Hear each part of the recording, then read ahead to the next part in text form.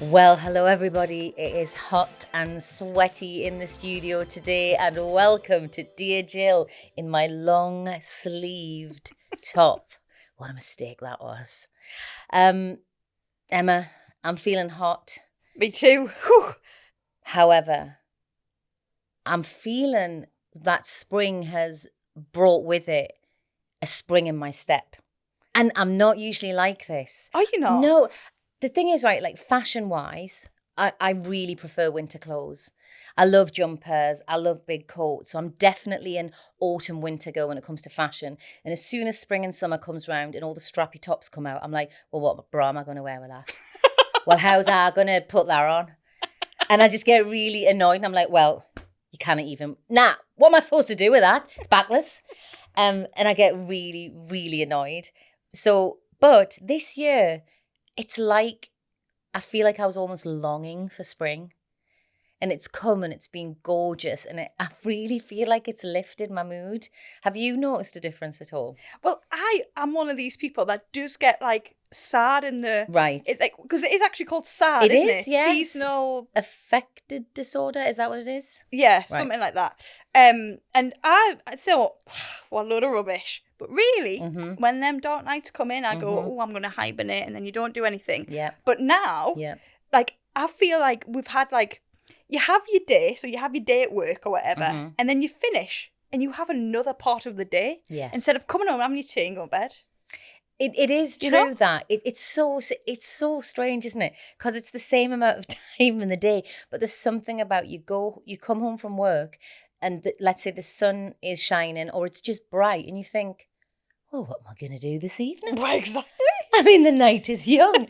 Whereas when it's dark, you're like, oh, there's only a couple of hours before I have to go to bed. Yes, I'll put a series on and Yeah. eat loads of rubbish. But it has, like, this year especially, I feel like I've been very affected by it, and I'm really, really loving the feeling of the warmth of the sun on my skin. It's really nice. And my boyfriend works at a tourist attraction, which is like the gardens, and they have cherry blossoms in there. Aww. And on a certain day in spring, when the cherry blossoms are at their most beautiful and most ripe, you can go and like walk under the blossoms and sort of imagine you're in Japan. And because that's one of my kind of bucket list things, go to the cherry blossoms in Japan and cherry blossom season, because there's something about the way the Japanese designed things, and the sort of everything is so well thought out, and the architecture and just the beauty of their plants and things. I think that's definitely on my bucket list, but for now, Annick Gardens will do. I can see you there with the tie chair doing all the stuff, Yeah, the exactly. blossom behind I'll be it. so into it. Yeah. It's cool. No, but what is it about? Obviously, the sun is lovely. The warmth is lovely. But what's made you put that extra spring in the step? I don't know. It might just be something as obvious as spring came and I started to work and I got busy, and then all of a sudden I feel invigorated. I think the sort of combination of the darkness of the nights and maybe the coldness and maybe not being very busy, I feel like I just got into a little bit of a slump. And it's not something that I've ever associated with seasons before. It's just something that I'm like, well, I can be as happy or as miserable at any given time of the year. Do you know what I mean? It doesn't matter to me. But this year in particular, I just really appreciated, like you said, this feeling of like you have longer days, even though you don't. You just imagine that there's more time to do things. It just feels good, doesn't it? It does. It feels lovely. And what you said there about you come home and you sit there and feel and you don't want to do anything. Are you a bit of a self-starter? Like, once you're busy and ready to go and you're doing things, you think, I could do more? Or are you like sitting there going, I just need something to do? Like the first one. So the more I do, the more I want to do. Mm. I think that's what scares me sometimes when I'm out of work, that the less I have to do, it's like the less I want to do. And I can go into a little bit of a slump. And I can tell myself, you got to get up today and you got to just like hit the ground running and, you know, do some writing and go to the gym. But I think it really all boils down to just feeling like you've got a purpose. And the minute I feel like I have a purpose, it just galvanizes me to want to do other things. But I find it mentally quite tricky if I don't feel like I've got that. Are you a sort of, I'm busy, I want to do, does that energize you? I want more, Yeah. more and more and more. And then you're running around and thinking, I've got nothing, stressing. You burn out. And then you think, actually, I'd love to do nothing. Yeah. Yeah. But that's quite a nice feeling when a Saturday or a Sunday comes around and you're like, oh, I can't wait. That feels like because you've had a full week and you really feel like you've achieved something. There's nothing worse for me than getting to a weekend and thinking, well, there's no difference. Mm. You know, that's when it feels really, really quiet and I'm not busy.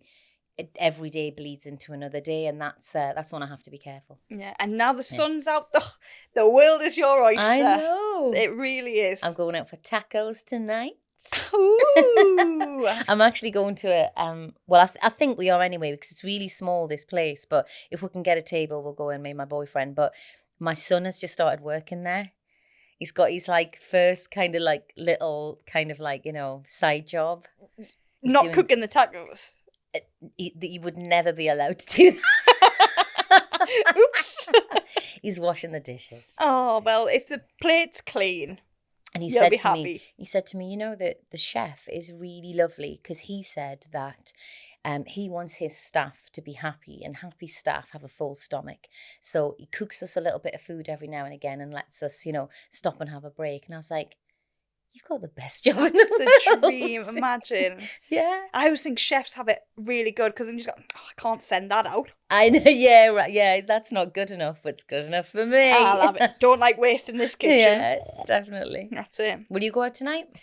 Well, you know what, the sun's shining, so I have to. Yeah. I don't know what I'll do. I'll just have to pick something out of a hat. But Yeah. as I said, day 2 starts after this. Not that I'm looking at the clock.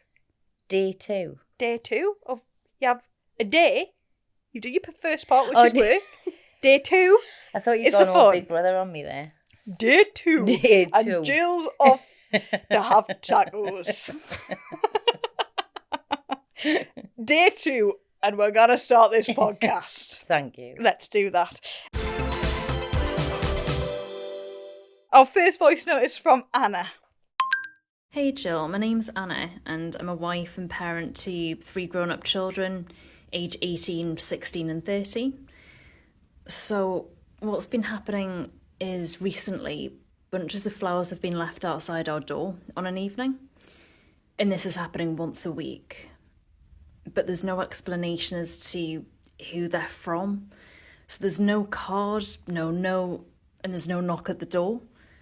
And I've chatted to the whole family about this, thinking it could be one of my children's secret admirers, and they've all said they don't know who they're from, but it keeps happening. To be honest, this is starting to frighten me, as they're always left very late at night, and it's on the doorstep in the morning. We check the doors before bed about 10 p.m, 11 p.m, and there's nothing. So I'm thinking about putting up a security camera, or am I just being paranoid? What a mystery. When you first started, I was like, well, isn't that lovely? Someone's leaving flowers. Oh, let's find this out, like Scooby-Doo. And then it all went a bit like, I suppose I take your point. It does get feels a bit odd if it keeps happening, but no one knows why and no one knows who they're from. And I suppose it probably feels like you're being watched slightly in some way or observed, or I don't know. And my head would be whirring, probably like, have I spoken to someone at work, or did somebody get the wrong idea, or has somebody... So yes, I completely get where you're coming from. Obviously, nothing like bad is happening and no one's being hurt, but yeah, absolutely get a camera. I don't think that's being overly suspicious at all. You're just trying to work something out. And you know what? It might be absolutely lovely.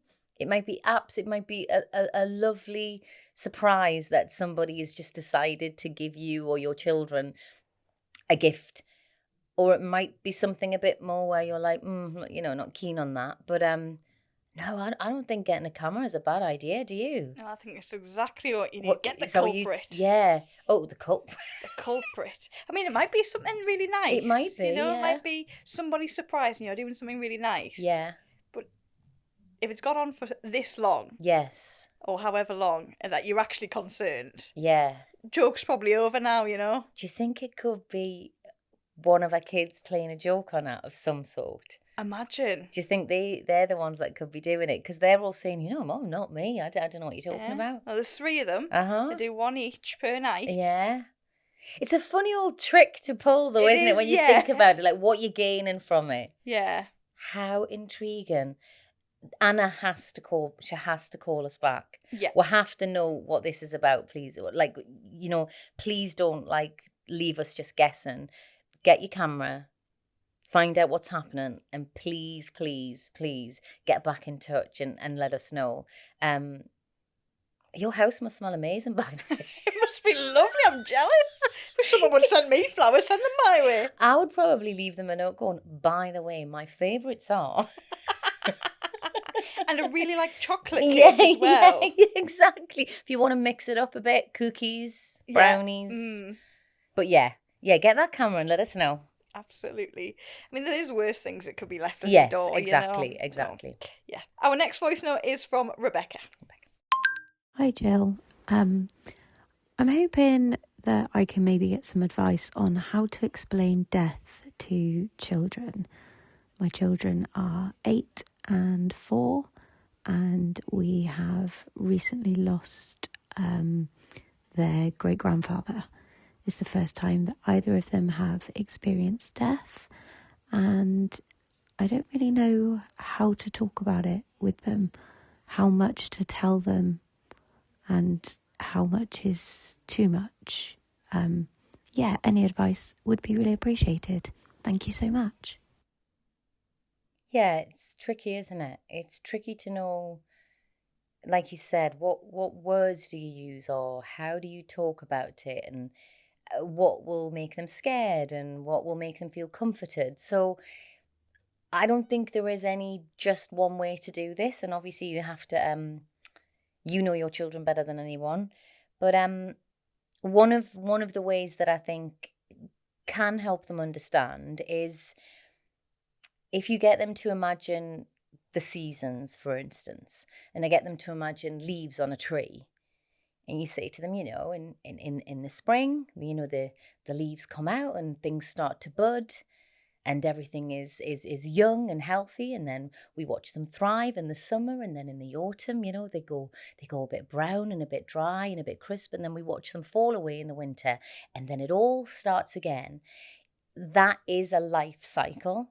And I think if you can explain to them what a life cycle is with something that is more inanimate, then you can say, and that's what we are like. We all have a cycle of life, and we're born and we're little, and that's like in our springtime, and then we grow up in our summer, and then in the later years is our autumn, and then the winter is when our bodies decide that they've been around for a long time and they're very tired, and the body sort of struggles a little bit more and just gets a bit tired, and then the body needs to go to sleep and needs to go back into the ground or in the air, or however you want to phrase it, and then because new energy will come back and new life will be sprung. And every time, you lose someone, there are also millions of little babies being born every day. And it's just explaining the life cycle I'm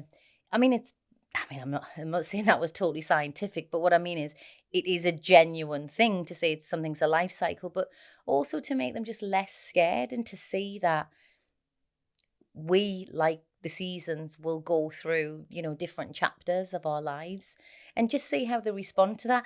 Knowing kids, they'll have a gazillion questions for you, and you probably can't answer them because their questions will be very advanced. At least that's what I found when I was talking to my son. But then it becomes a better conversation, because then you're finding things out. They're trying to work it out with their own logic, and then you can, for me anyway, I find it very comforting to think about the people that I've lost. I find it very comforting to think that they're still here and they're still around me. And they're in the air and they're in the trees and they're in the breeze and they're in the water. That is just something that I like to think about. And it may be something that you can tell your children as well, because what's really hard to grasp for a kid is that something was there and then it's gone. That's usually the hardest concept of like, how can something just disappear? And that's probably why I also like to think, well, it doesn't, their body might disappear, but their energy or their soul, that's still here. And if you kind of listen hard enough, you can hear them. And even if you want to close your eyes, and you might want to dream about them, or you might want to talk to them. And I think like giving them the idea that they could still be with you in a different way is also very comforting. It's something that even me as an adult, that's how I like to think about it as well. So I hope that helps. And it is a tricky situation, but I think it's really good to have conversations with kids when they're young like that, because this is going to happen all through their life. And I think the earlier you start to talk about it, then the less frightening it is, as time goes on. Did you ever have conversations as a kid? Like, can you remember losing anyone when you were young? I lost my granda when I was about 10. And how did that feel? I knew. Yeah. Like, from everything, the way people were talking to me, people were acting, it like came into the room, he wasn't there. You knew, you know what I mean? But it was that sort of thing of, oh, well, what do I do now? Mm-hmm. You know what I mean? And I wish, not that I just sort of, the way I dealt with it was went and gone and played a game, and I think I had a McDonald's. Yeah. You know what I mean? And as a kid, I just moved on. Yeah. And it wasn't until you get older that you sort of reflect on that. Mm-hmm. I mean, how old was your son when... He was about 8 or 9, and I was 4 when I lost my dad.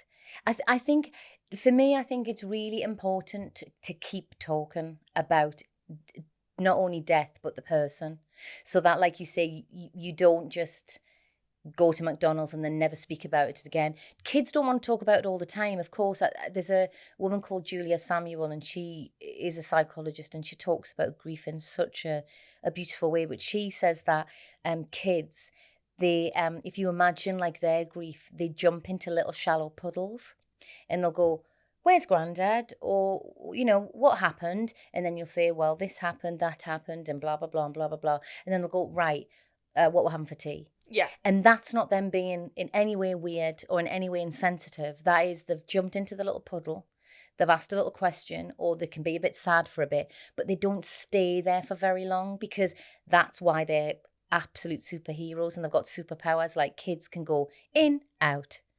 And you're like, how did you do that? Whereas adults, we sort of hold on to it and we tend to find it harder to pull ourselves out.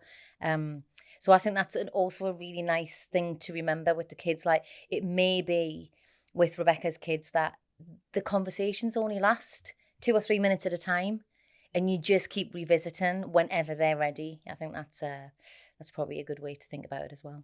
Do you remember at full how it was explained to you? I don't think it really was. And Okay. I think that's probably one of the things that I feel like super sensitive about, that kids should be told the truth.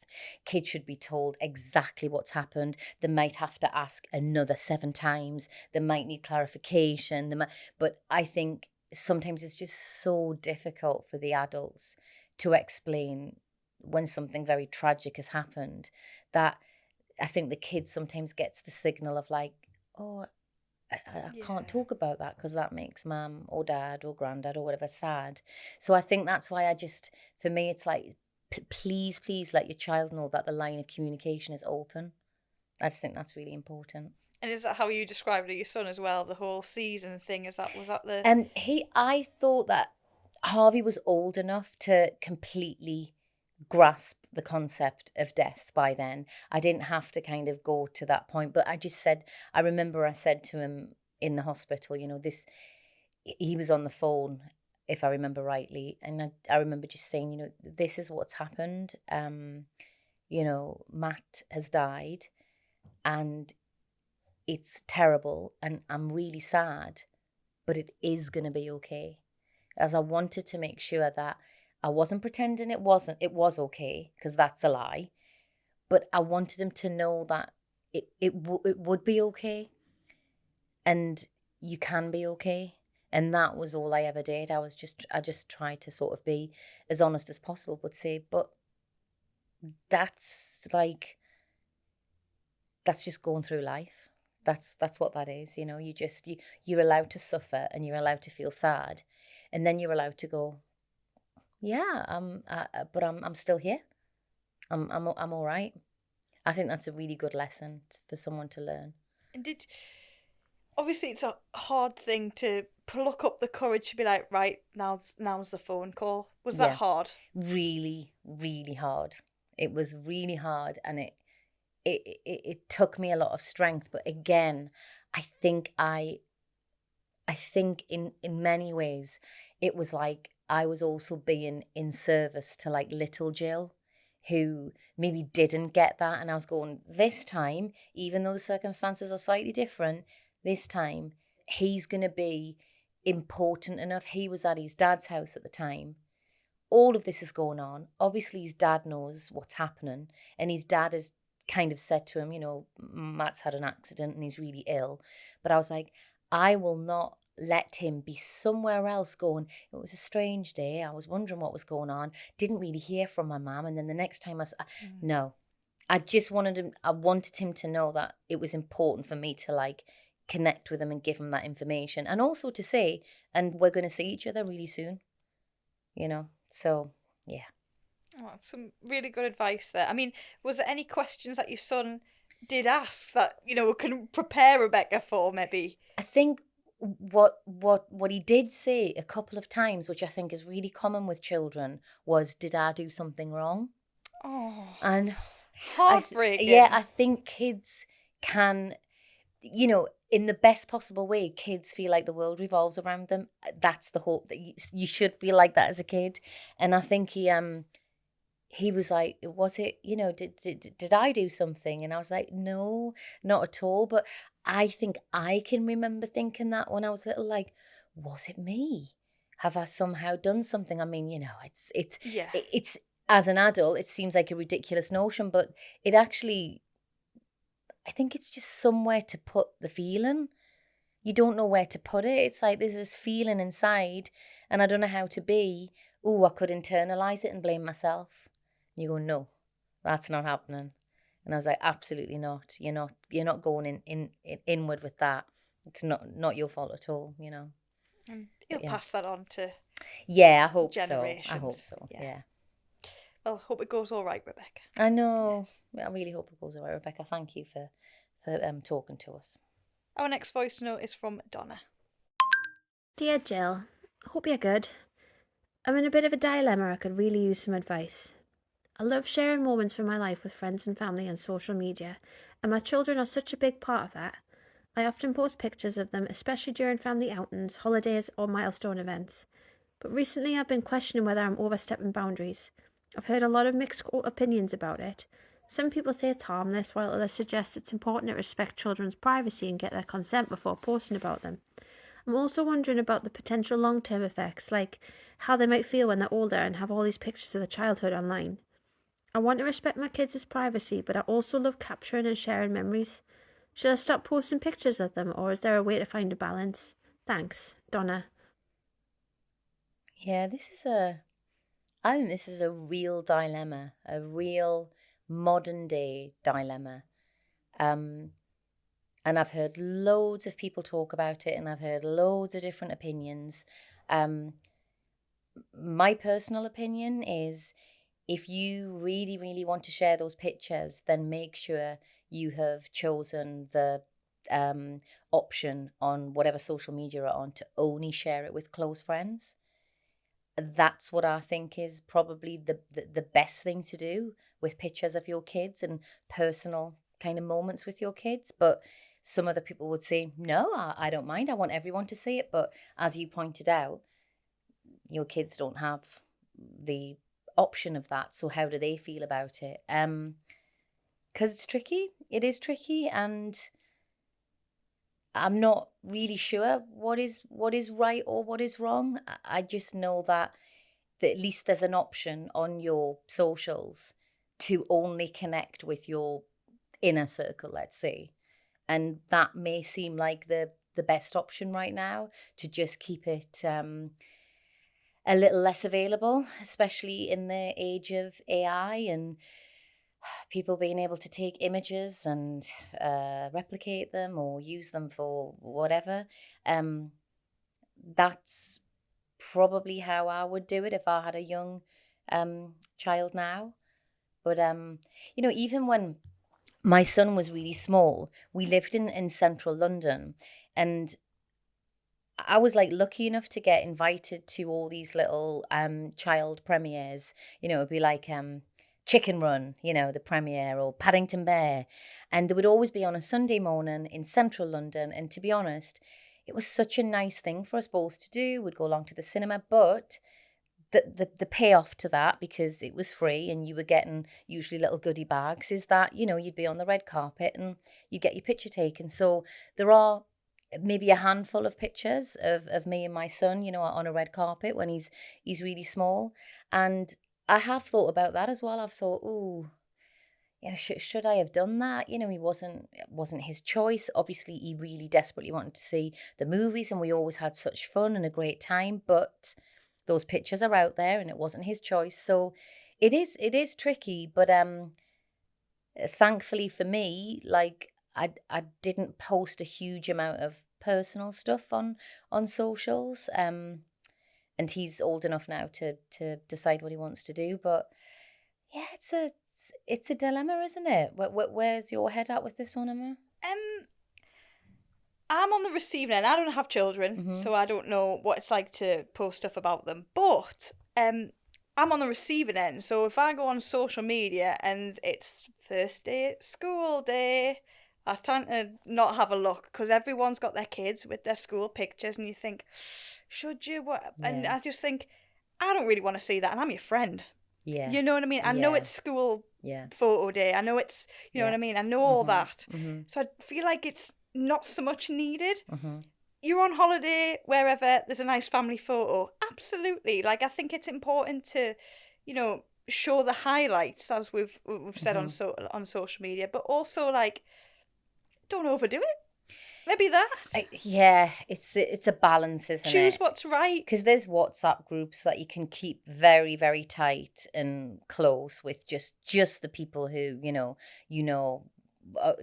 want or you'd want to share those images with. But I think you're right. I think I do know some people will put almost every picture on their socials, and you think there's a huge amount of content out there that it's available for someone to have, and it does worry me, because I've got no idea what the future is going to look like in that way. But I think if Donna is already wondering about it now, I think there's no harm in pulling back and just really much more careful and curated about what she puts out there. And I think that when the kids are really young, that's slightly less possibly embarrassing, if they were to look back and be embarrassed at all, by the way, because they might not be. But certainly when they start to get young teenager, into older teenager, then I think that becomes, it can become very embarrassing for them. Yeah.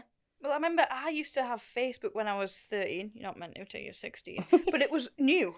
And you wanted it as a child. Yeah. And I remember I've still got the same Facebook account, and I went through and deleted the whole lot, because I don't want pictures of me in an Angry Birds dress. I don't want stupid things going out. Me in a wig. Can I see the picture of you in the Angry Birds dress, please? Probably still there. Maybe kept that one. That's so funny. But I went through and deleted it, so they can always go, well, Mum loved us back in the day, but Mum. It's a funny feeling, isn't it? When you're out and about and people say, oh, let's get a picture. I have no problem with that. But I have to, if I'm being really honest, I have to admit, sometimes I'm like, yeah, but you're gonna put this on whatever. And I don't want to be on there. If you always be, if you're getting one with a friend, we always have to vet them. Be like, well, you look really nice in that, but I look horrific, so not that one. And then sometimes they do you dirty. Mm-hmm. Are you like that as well? It's just more about, I'm out with, whoever, why do 3,000 more people, if you count everyone's followers on every social that they've got, whatever, it just sometimes feels a bit like, well, I don't want to be photographed and put on your Facebook. Let's or your just live in Instagram. the moment. So, but then quite often now people will say, "Is it all right if I put this on?" Blah blah blah, and I think that's quite nice. It's like that's polite enough to say, "Do you mind?" And then because people now, like, they never ask for autographs anymore; they just want a picture. Mm-hmm. And sometimes you do think, "Oh wow, the pictures that are being put out there must be horrendous." So I went to a drag show years ago. And have we talked about this RuPaul's Drag Race before? We have, yeah. And Sharon Needles, she's always been my favourite one from years ago. And I said, I was like, "I love you. My son loves you. Can we get a picture?" She was like, "Absolutely, but I'll take it." And she took my phone and turned it around to selfie mode and took it. And I was like, that's the way to do it. You're in control of the picture. She knows her angles. She knows what looks good. And I'm not like just going, "Hey, look at this picture." And she's like, "Wow." So I was like, yeah, maybe that's the way forward.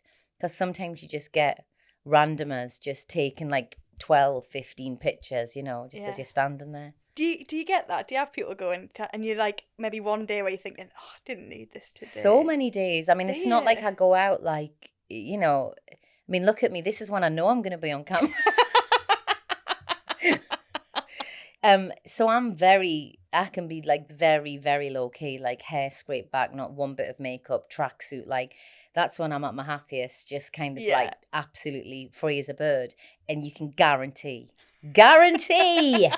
that's the day that people go, "Eee, is that you?" And you go, "Oh, they're going to ask for a picture. This is going to be horrendous." I mean, you can't be like Smiley Jill all the time, but are you like, "Oh, like welcome it," you know what I mean? Is it a good feeling or do you hate it? I think you have to understand that. Yeah, they're, it's not a big deal. They're happy to see you. And even if I'm in a bad mood, then I don't want to put that on them. So I try my absolute hardest. But I'm sure there have been times over the years where I've been like, yeah, okay. And they can sort of sense that I'm like, I mean, there are times where, there was one time in particular where I can remember I was really, really upset. I'd come off the phone. I wouldn't say anyway what it was about, but I'd come off the phone. I was really upset. And then I was just walking towards my car and then someone stopped me.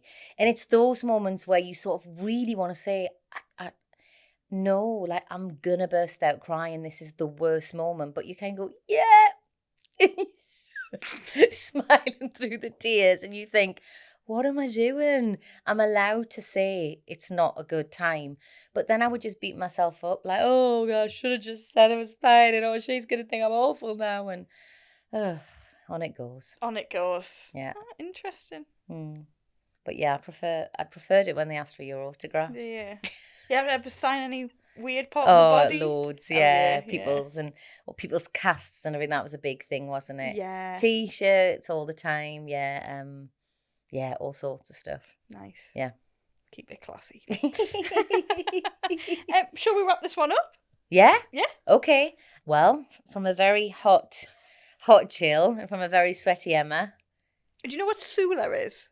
No, what? SULA's the I think this is right. The sweat on your lip. The SULA called? is really SULA in the day. The SULA is, oh God, the SULA is SULA in. Okay, well, on that note, bye everybody.